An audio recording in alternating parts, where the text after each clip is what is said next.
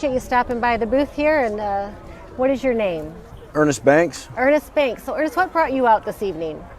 I live in the village. You live in the village. Mm-hmm. And what do you think about the village parting ways with the Martin County Emergency Services and Fire Rescue? Well, I had a history in the volunteer department that was here for years. And I was a fire chief for 7 years in town. And it was a damn good experience, and we helped a lot of people, and I thoroughly enjoyed it. I learned a lot of stuff, and I went back to school. But I think I think this effort to disassociate Martin County Fire Rescue with the village of Indiantown hasn't been well thought out, and it's misguided. And for a person like my wife and I who live here, if there's even a scintilla of a chance that it reduces our service level, I'm not for it, and I think it will. And based on my experience all those years and knowing how the town has grown and the demographics have changed, various reasons, I'm not a fan of the idea. I think we need to stay with Martin County Fire Rescue, and they've done the job.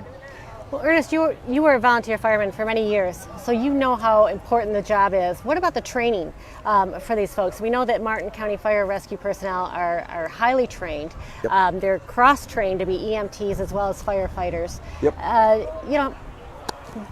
Does it not matter so much, or do you find that that's an important aspect of the service that Martin County is providing?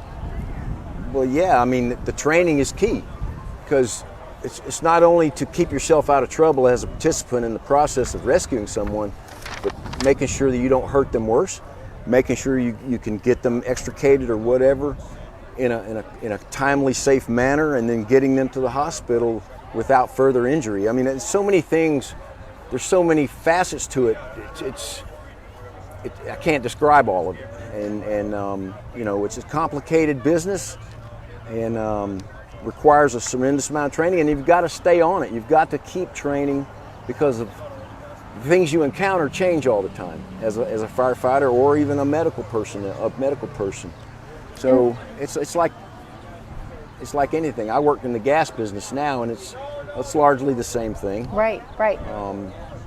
And all this costs money, even for the village to have the training to keep it up. This is going to cost more money. And one of the other guests brought up before that you had brush fires out here.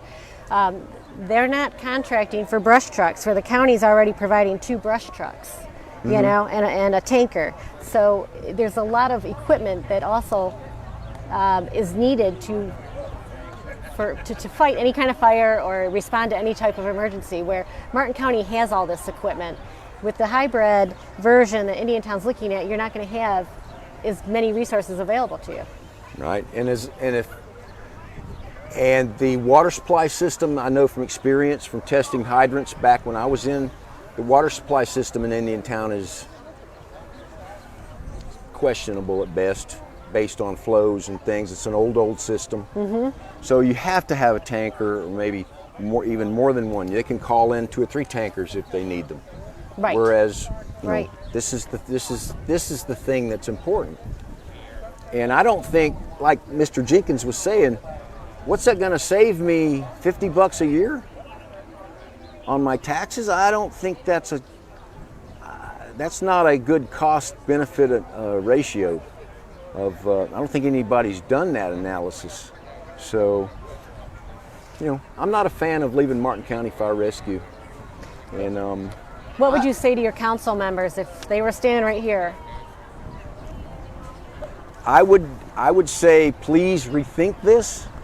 Try to do some more research, and please keep in mind there's a lot of taxpayers in this town that are not for this idea, and please listen to us. Fire rescue is not just about saving a dollar. No, it's about saving lives.